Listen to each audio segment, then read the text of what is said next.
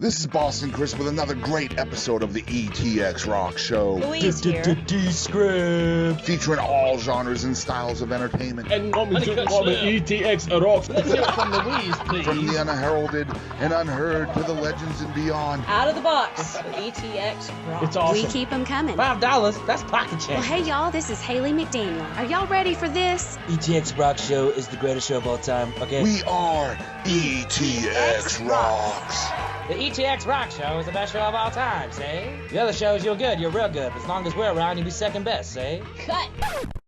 Hey guys, I'm Holly Tucker, and you're listening to the ETX ROCKS Show. Hello there, music lovers. This is Hayley Junior, and you are tuned in for another great episode of the ETX ROCKS Show right here on our YouTube channel as well as our podcast. So we want to thank you guys so much for tuning in this week to Hayley's Country Tuesdays.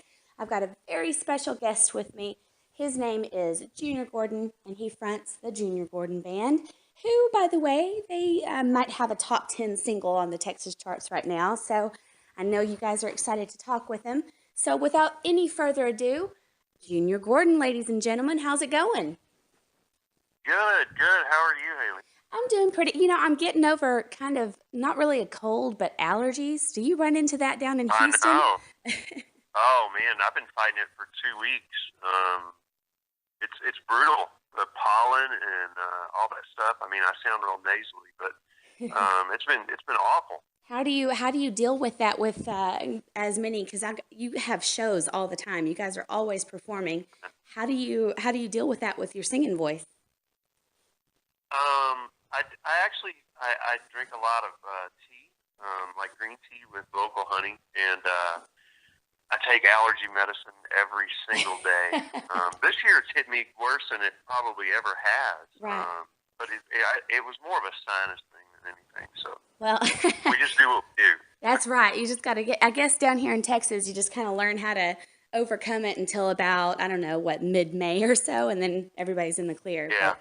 So let's talk. Yeah. I mean, I hate to jump the gun. I want to hear about all the history about your band and how you guys formed and got together. But congratulations on your number 8 single on the Texas country charts. How exciting is that? I know. It's really cool. It's just one of those things that I feel like we just have to, I don't think that it's like, it's real, I mean, and where it goes from here, I don't know. We were talking to our promoter last night, about what our next step is and what are we going to do and those kind of things. So, for all of our fans and our friends and our family, it's a really cool thing for them more than anything, Absolutely. Now, how long has the single been released? And it is on your newest album, which is Made in America, or is it Made in USA? I'm sorry. Made in the USA. That's No, what I Made in thought. the USA. Mine, Just think of Bruce Springsteen. Got it. Good. No, yeah. My Zyrtec D really makes my brain kind of foggy, so that's the excuse I'm sticking to. But anyway, so Made in the US, Made in the USA is your latest album. So let's talk about how this album came together and what you are expecting for the rest of 2017 with the songs that you got. Well, the album, this was the first album that we did this with, and it wasn't really intentional. We took a year and a half to do the album, and it really wasn't intentional. We went into the studio and laid down all the rough tracks of everything, and, with our tour schedule, we just got busy and walked away from it for about 7 months. Didn't touch it. We weren't playing any of the material at the shows or anything like that. And we just completely walked away from it until we could get back to it. And so once we went back in the studio, it's like it was this refresher course. It's like, oh, I don't remember this. And, Right. we could do this here and that there. And so it really gave new life to the way that in my opinion, the way that we recorded. And I really want to try and do that moving forward, with every album, because Sure. in the past, you just go in the studio and lay everything down and everything gets mixed and mastered and sent off to, press and we're done. Right. So this one was really cool and I really enjoyed it. And I don't say it because they're all my songs, but I think that the songs that we selected were really good, and I'm really looking forward to the next album. That's I can say awesome. that. Well, so when was this album released? It was summer of 2016, right? September of 2016. I had to think about that for a minute. Because we were running so behind on the schedule, with the release of the album, everybody kept asking, where is it? Where is it? Where is it? We actually released a single off the album before the album was dropped. And I want to say that it was Afterwife, if I'm not mistaken. Yeah. Great song, by the way. Yeah. You'll find that with me. You'll either get like super funny or really serious. Well, either way, you knock a lot of gray area. You knock both of those type themes out of the park. So you do them both very well. Well, thanks. So Afterwife was the first single, and the feedback from the album, I can imagine, once it was released, was probably pretty exciting to start hearing about. Yeah, it's been really good. Like I said, the fans have loved the album.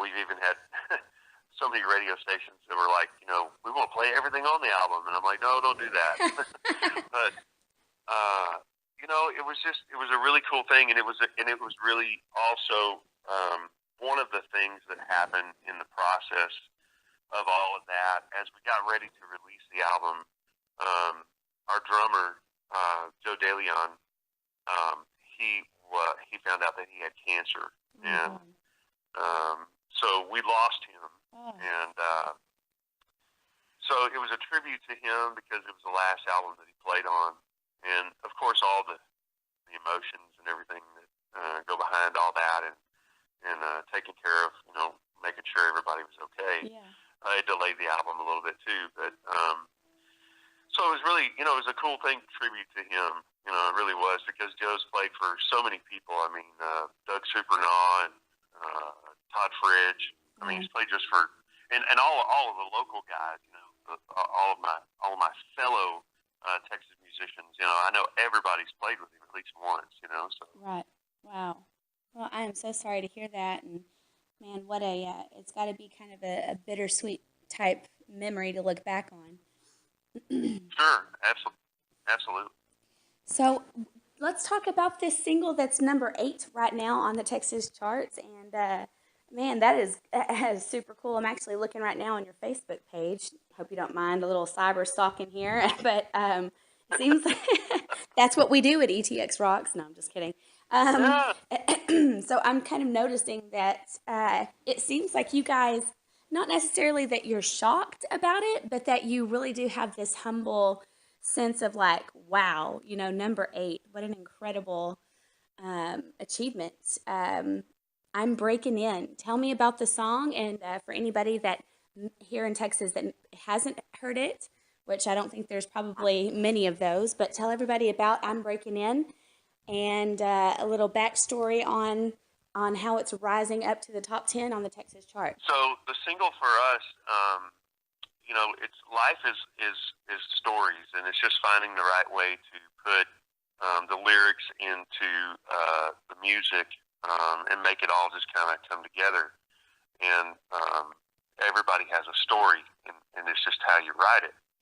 But the single itself, this single for I'm Breaking In, it tells a story about the thing that's most common, I think, to all of us as humans. We all get hurt at one point in time or another. And sometimes it's that we fall in love and, we get hurt, or sometimes it's the passing of someone. But the first thing that we do is we put up this wall, and it makes it harder for the next person to get close to you, and that's exactly what the song is about. I'm breaking in means that I'm going to tear down that wall and show you that I love you, and that you can love again too, And it's been a really cool experience for us. You mentioned that you looked at our Facebook page, and You see the excitement and the almost unawareness of it being able to happen, and the humbleness, and that's true. I mean, because and I handle all of our social media, just so you know. Oh, good. But it's true because I don't do what I do for me. You know, Right. I'd be okay. I do what I do for my family and for our friends and for our fans. Right. And so for them, this song making it to 8 and wherever it goes from here, Right. it's for them. You know, what an accomplishment for them to be able to say, "Wow," you know. I just remember, you know, these guys whenever they were doing this or that, you know, and that's been the most thing that we hear now. You know, Absolutely. It's like, man, I remember you guys like 5-6 years ago, and you were playing at this place, and you know, I'm so proud of you guys, and it's just that kind of thing, you know. It's a really cool thing, and I can only imagine for your fans, you know, having the ability to watch it climb every week is really exciting. I mean, I'm looking at the chart right now from last week, and there's Junior Gordon sandwiched right between Aaron Watson and Shane Smith. So, I mean, that's not a bad place to sit. And that's been really cool too, Yeah. you know, to see our name up there with so many talented people. Absolutely. You know, when you sit back and you really think about the concept of how all this works, you know, I've been playing music for a long time, and for a very long time, longer than I care to say. And I was always like the front guy in somebody's band, or you know, whatever. And then about 6 years ago, my guitar player came to me and he says, "Man, we need to start our own band." And I said, "Okay." And he said, "You need to write some music." And I'm like, I have no idea how to write music. And so, you know, I knew very little about the Texas scene. Don't get me wrong, I knew Roger Kreger. Right. You know, I played shows with him and Pat Green, and I knew a little bit about Kevin Fowler, but like Clay Farmer and, you know, some of these guys. And but I didn't know anything about the Texas music scene. I just thought that they had a great following, and that's what they were doing. So I found all these things out, you know. Right. So for us to have accomplished what we've accomplished in 5 years, Yes. Oh my is gosh. awesome. That's incredible. And so 5 years ago, songwriting was, if I'm hearing you right, songwriting was a foreign concept as well. Absolutely. Well, I wow, never, you have aced it now. I mean, my goodness, that's pretty impressive. So tell me about the very first song that you attempted to write. Is it something you would ever consider sharing, or is it one of those that hide in the dresser? No, we did. The very first song that I wrote for, you know, to do anything. Well, it wasn't really to do anything with. I have to be really honest with you. It was going to be a filler to put on an album. Yeah. The very first song was called Sunday Morning, and we released that song to Texas radio, and it made it into the top 40. Nice. But I wrote the song for my wife, you know, because we got so busy, and you know, we'd be in Amarillo and then in Fort Worth, and I have I have a big family. You know, we have 7 kids, and I told my wife I will always try and be home every Sunday for church. Wow. And so that's where the song came from. That's what it was about. And I never expected it to do good. And I was like, wow, you know, this can work. Yeah. Oh man, that's really cool. So the very first song that you attempt to write, not only is it one that your wife is probably still in love with and likes to play, you know, constantly on her track list, but it made the top 20. That's incredible.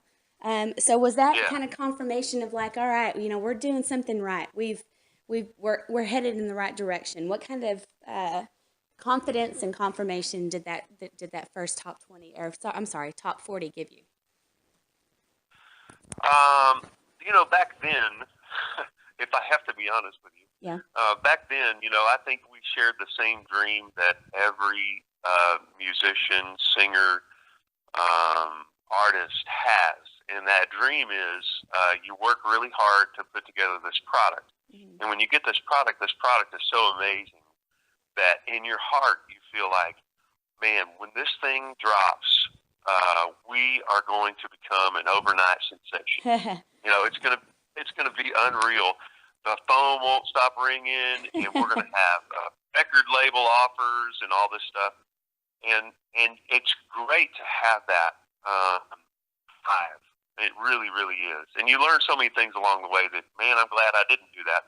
But I think for me, we released the single Big off of that album, the very first album, and we shot a music video to it. Mm-hmm. And the music video was picked up by CMT, GAC, the National Network, the American Music Channel.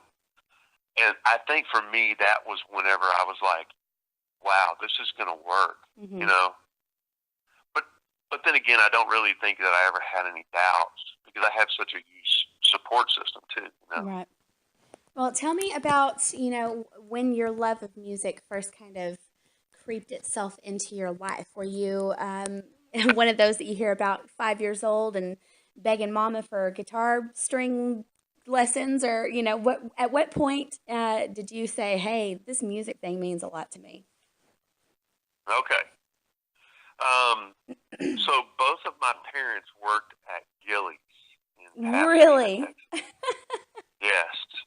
So you had no other choice. As a kid, I remember being like 10 or 11, and I would sit behind the drummer on the pedestal for Mickey Gillies' band. No way. Oh, yeah. That's awesome. And their fiddle player had offered me fiddle lessons, and my mother said no because I was failing math. Oh, Mom. Come on, Mom. I'm mad at her about that still. But I got to see the greatest country music talent that there was. I mean, George Jones, Conway Twitty, Loretta Lynn, T.G. Shepherd, Merle Haggard, Willie Nelson. I got to see all these people. It was just something that was bred into me. And I could always sing along with the radio, even as a kid, and remember all the lyrics. So it just seemed natural. I've always had that want to sing. Wow. In high school, sitting on tailgates, in an open field or near a lake, and just listening to George Strait and singing along, and everybody would say, "Oh my gosh, you're so good." Right. So that's where it came from. Well, I tell you what, that's probably the coolest answer to that question. I've asked that a few different times, and I never expected to hear, well, my mom and daddy worked at Gillies. Girl, that is, I know, right? I mean, it literally, you had no choice but to be a country music singer. I mean, it's like born into it. That's awesome. See, you just gave me a new song idea. Look at you. Well, listen, I'm a songwriter now. I'm going to need I need co-write credits on. Just kidding. Yeah. We should sit down and write write a new song. That's awesome.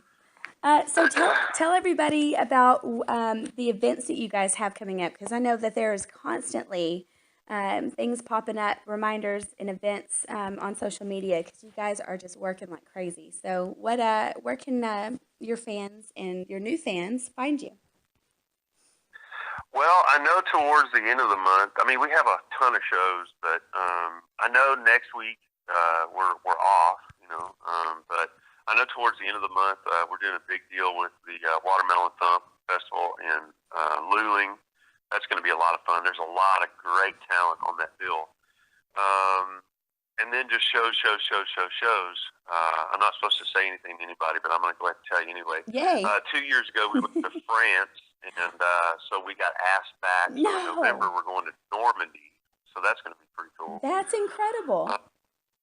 Yeah, it's good stuff. It's really good stuff. We have a lot of great things that are going on. A lot of great things that are going on. Well, I know you do, Junior Gordon, and I am so pumped to watch and see everything unfold for you for the rest of the year. Why don't you guys why don't you tell our listeners and our subscribers where they can find you on social media, like Facebook, your website, all that good stuff? Sure, yeah. We love new fans and friends. Mm-hmm. Our website is juniorgordonband.com. It's all spelled out. And if you go on there, you'll find all of our links. We're on Twitter and Instagram. And what am I missing? Instagram, Facebook. Facebook. There you go. Facebook. Yeah, Twitter, Instagram, and Facebook. And our show dates are there. If you're an iPhone user, we have an app. If you go to your app store and just type in Junior Gordon Band, there it is. We're still waiting on the Samsung side, the Android side. We're always the last to get invited to the party. I'm one of those crazy Android users too. So. Oh, well, we've been waiting a while on that, and it may be out by now. I don't know, but it'll be worth the wait. Yeah. That's but perfect. yeah, we'd love to have new fans. We love them. That's great. Well, guys, this has been an awesome episode. Even though I still don't have my voice all the way back, I want to say thank you to Junior Gordon for being so patient with me and for coming on to ETX Rocks. And guys, don't forget to call your favorite Texas country station and request "I'm Breaking In" by Junior Gordon, and let's help this thing get to number 1. I mean, it's at number 8. I think we can all band together and make that happen. That would be incredible. So, Junior, thank y'all so much for everything you do for Texas country music and for coming on to the ETX Rock Show. Thank you for having us, and you can have us anytime you want us. You just let us know. Well, y'all heard it here. I'm going to remember that later whenever I say, "Hey, Junior, you're at number 1 now. Let's do a follow-up interview." So, absolutely. All right, guys. Well, thank you so much for listening to the ETX Rock Show. This is Hayley McDaniel on Hayley's Country Tuesdays. And don't ever forget, ETX Rocks. Hey guys, I'm Katie Lynn, and make sure to tune in to ETX Rocks with Boston Chris. Aaron Watson, ETX Rocks. ETX Rocks, Alan Fox Band. Hey guys, we're the Morning Madhouse. I'm Carter. I'm Brandon. I'm Ginger. It's the best podcast ever made in all of history. Hi, this is Paul Bebo on ETX Rocks with Boston Chris Barnes. You're going to love it. ETX Rocks. Hey, East Texas. DP here. ETX Rocks. Hey, East Texas. We're Enduring House, a Christian rock band. ETX Rocks! Hey, this is Monty Pittman from ETX Rocks. Hey, East Texas. Jaden Farnsworth. ETX Rocks. Hey, everybody. I'm David McCarty with the Gypsy Creek Band. As always, ETX Rocks.